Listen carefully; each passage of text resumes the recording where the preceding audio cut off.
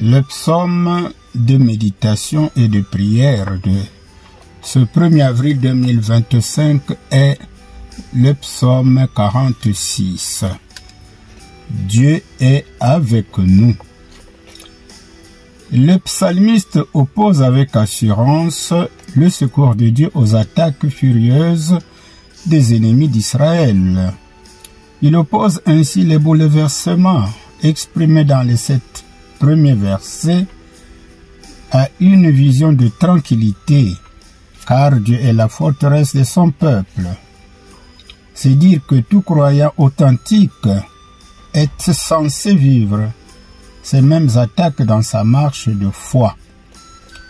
Ce psaume veut en fait nous rassurer que, malgré l'opposition du diable à notre témoignage chrétien, Dieu est avec nous et il exerce nos mains au combat, comme cela dit au psaume 18, verset 35.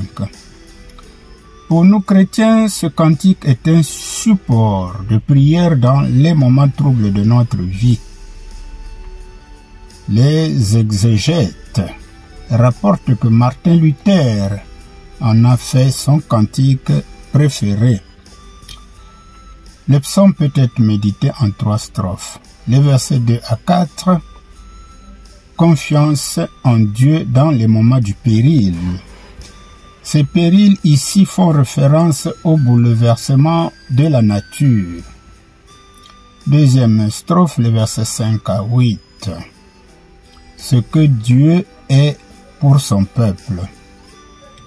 Dieu est proche des siens et les secours en cas de danger.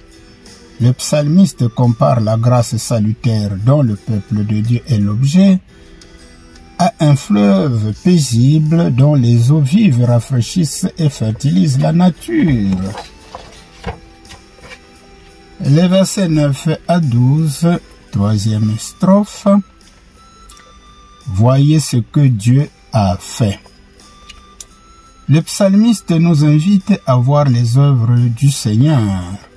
Celles-ci sont nombreuses, telles que nous l'exprime l'ensemble du psaume. Dieu reste ainsi notre forteresse devant tous les dangers qui nous entourent. Quelle est la pensée du jour? Eh bien, le Seigneur sera pour nous une forteresse tant que nous restons attachés à lui. Maintenant, prions le psaume avec les paroles de la Bible du Semeur. Dieu est pour nous un rempart, il est un refuge, un secours toujours offert lorsque survient la détresse.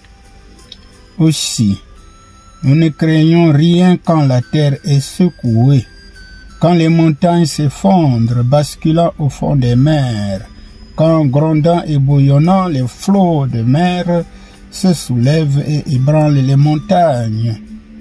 Il est un cours d'eau dont les bras réjouissent la cité de Dieu, qui est la plus sainte des demeures du Très-Haut.